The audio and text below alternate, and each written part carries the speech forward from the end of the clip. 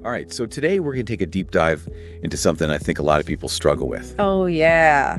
which is how to get better at speaking English, Ah. especially if you're short on time. Mhm. It's one of those things that we all want to be better at, but it can be so hard. It can feel overwhelming, Yeah. for sure. So we found this YouTube video Okay. with two people who speak English really well, obviously, and they were talking about their tips for, improving your spoken English. Awesome. And I thought this would be helpful for anyone who's maybe thinking about traveling to a country where they speak English, Mhm. or, they've got that language learning app that they've been meaning to get to, Right. or they just want to feel more confident, when they're Yeah. speaking. Yeah, just in general conversation. Exactly. Yeah. So their first tip Okay. was to narrate your everyday life in English, Oh, interesting. which sounds a little strange. Right. But they were saying, ask yourself questions about what you're doing, Uh-huh. what you see around you, Okay. and then answer them out loud in English. Oh, I like that. Yeah. That's a good idea. So it's almost like you're practicing having a conversation, but with yourself. Right. And you're thinking in English, which is, I think, one of the most important parts Yeah. of becoming fluent. Yeah, because it's one thing to memorize vocabulary, Yes, but it's another to actually be able to use it. exactly. And create sentences. Right. And express your thoughts naturally. Yeah, and it's like you're creating your own little immersive English environment, Yes, exactly. which is what, they always say is really helpful for language learning. Immerse yourself in the language as much as possible. Yeah. Even if you can't travel to an English-speaking country, Right. you can create those experiences in your own home. Exactly. And you can imagine this being really helpful for things like, ordering food in a restaurant Mm. or asking for directions Yes, if you're in a place where you don't speak the language. absolutely. And so then their second tip was to really focus on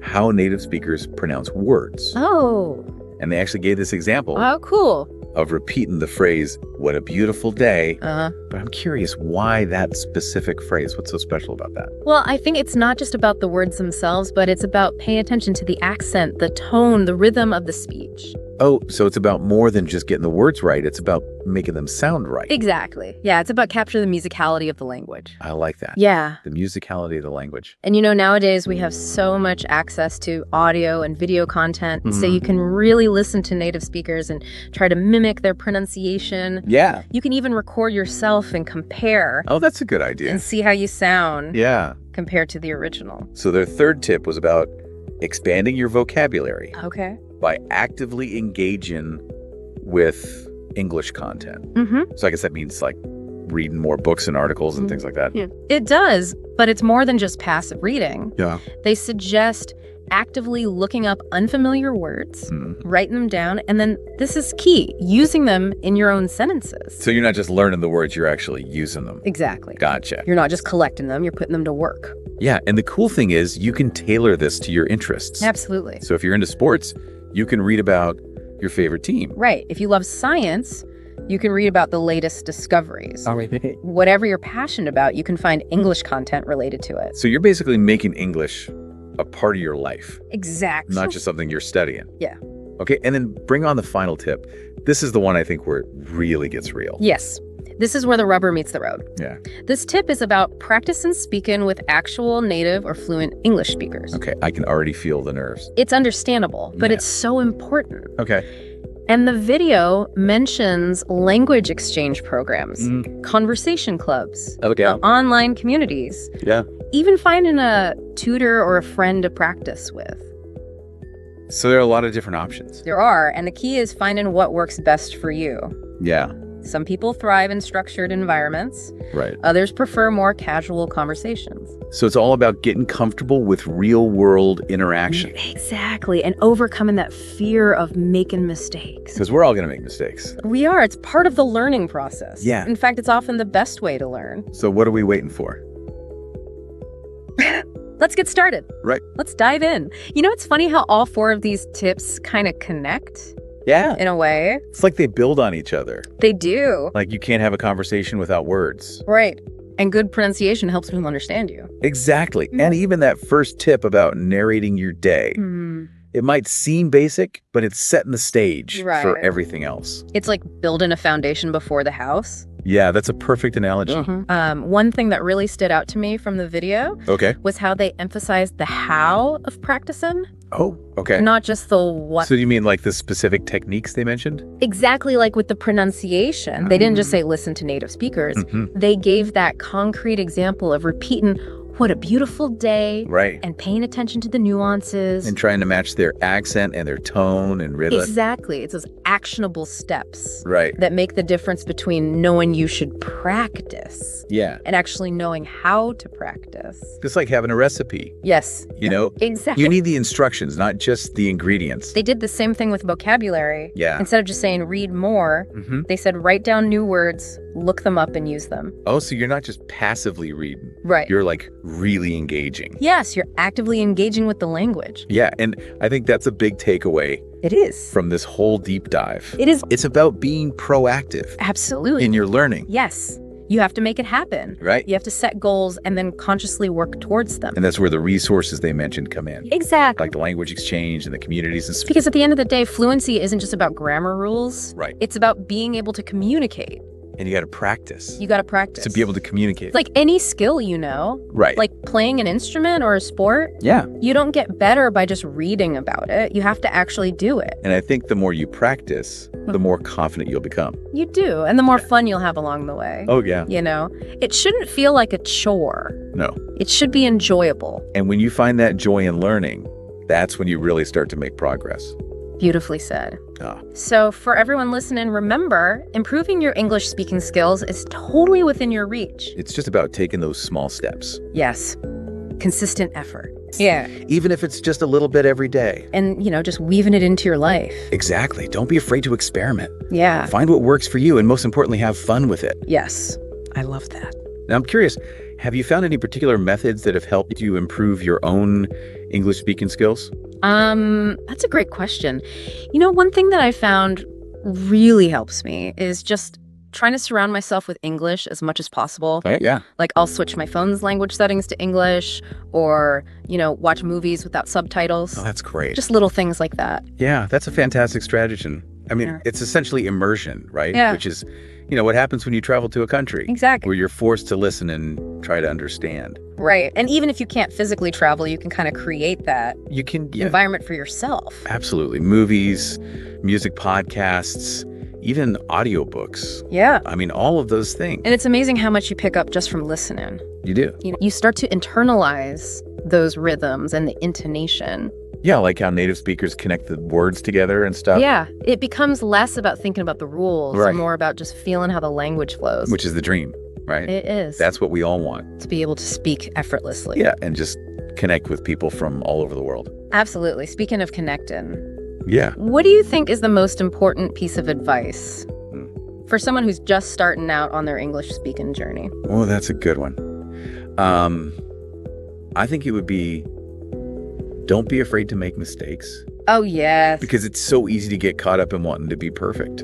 It is. But that can really hold you back. It can, because you're so worried about making a mistake that you don't even try. Exactly. And you're never going to learn if you don't make mistakes. Right. They're inevitable and they're actually valuable. Yeah. They're opportunities to learn. Like they say, you learn more from your failures than your successes. Exactly. Yeah. Embrace the stumbles. Laugh at yourself and keep practicing. Yes. The more you practice, the more confident you'll become. Absolutely. So for anyone out there working on their English speaking skills, remember, it's a marathon, not a sprint. Yes. Be patient with yourself. Celebrate the small victories. Yes. And don't give up. We're cheering you on. That's it for this deep dive. We hope you found these tips helpful and inspiring. We hope. All right, so get this. Today, we're doing a deep dive with just one source, Oh, wow. a YouTube video. Can you believe it? But before you think, seriously, just one video, trust me on this one. Okay. This thing's jam-packed with all sorts of stuff about language learning and relationships, and even it even gets into like life philosophy. So you're going to want to stick around. I'm intrigued already. Yeah, so the video starts with this woman, Alyssa, talking about how she gets nervous speaking English. Oh, I can relate to that. Right, that feeling where your mind just goes blank. Totally. She nails it. It happens in so many situations, not just languages, you know? Yeah. Like anytime you try something new, Yeah. new skill, or you got to speak up at a meeting, or even just share something you created, you always get that little fear of messing up. Yeah, and Alyssa, she specifically talks about the fear of failure. Oh, absolutely. That fear can be so paralyzing. But Right. here's the thing, mistakes are actually how we learn and grow. That's so true. Think about babies, right? They don't just start walking perfectly. Yeah. They're stumbling and falling and getting back up again and again. It's all part of the process. And it's through those stumbles that they get stronger and more coordinated. Exactly. It's the same with anything we're trying to learn. Anything you want to master. So the video really pushes this idea of pushing past that initial hesitation. Like that's how we actually improve, by being willing to make mistakes. You know, it's like our comfort zones. Right. They're cozy and all, but they can really hold us back. Yeah. Real growth happens when we push those boundaries, step outside, even if it feels a little scary. It's worth it though. Definitely. Okay, so Elisa is working on her English, and she asked this question. How can I speak more fluently? Ah, the fluency question. Now, the video mentions practicing with native speakers. Right, which is great advice. Absolutely. But there's more to it than just that, I think. There is, right? Fluency goes beyond just knowing all the words and the grammar rules. It's about more than that. It's being able to express yourself naturally, understanding the cultural nuances, Yep. even feeling confident in your pronunciation, you know? It's like really owning the language. Exactly. It's like learning to play an instrument you wouldn't expect to pick up a guitar for the first time Right. and flawlessly play some complex song. No way. It takes practice, making mistakes, refining your technique. It's a process. So find those language partners, join a language exchange group. Yeah, get out there and practice. Practice, practice. Yeah. And remember, fluency is a journey. It is. It's not a destination. You're always going to be learning and growing. So true. Okay, now here's where things get interesting. Okay. We suddenly switch gears from language learning to relationships. Oh, interesting. Elisa and the other person in the video, Ellen, they start talking about how relationships, all kinds of relationships, can teach us so much about ourselves and about other people.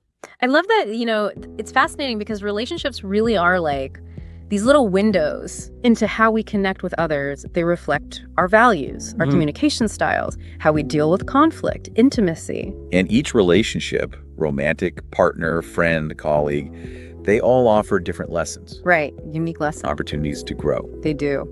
And they talk about how in the video, even though sometimes those lessons can be tough, they ultimately make us better versions of ourselves. It's true. Challenges in relationships can force us to confront our own blind spots. Yeah. We learn better communication, develop empathy and understanding. Totally. Even those uncomfortable experiences help us grow, deeper understanding of ourselves and others. And I love this part where Elisa says, it's comforting to have friends like you to share these experiences with. Oh, that's nice. Right. It emphasizes how important it is to have a support system. It is. That sense of connection is crucial, knowing you have people you can talk to, confide in, Yes. who understand and support you. It makes those challenges feel less daunting. Now, Alyssa asks this question, and I bet a lot of us have thought about this too. Okay. How do you know when someone deeply loves you?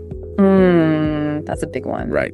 Especially in today's world where things can feel so uncertain. It's a timeless question, and there's no one-size-fits-all answer, but the video gives some insightful clues. They talk about prioritizing each other's needs, Yeah.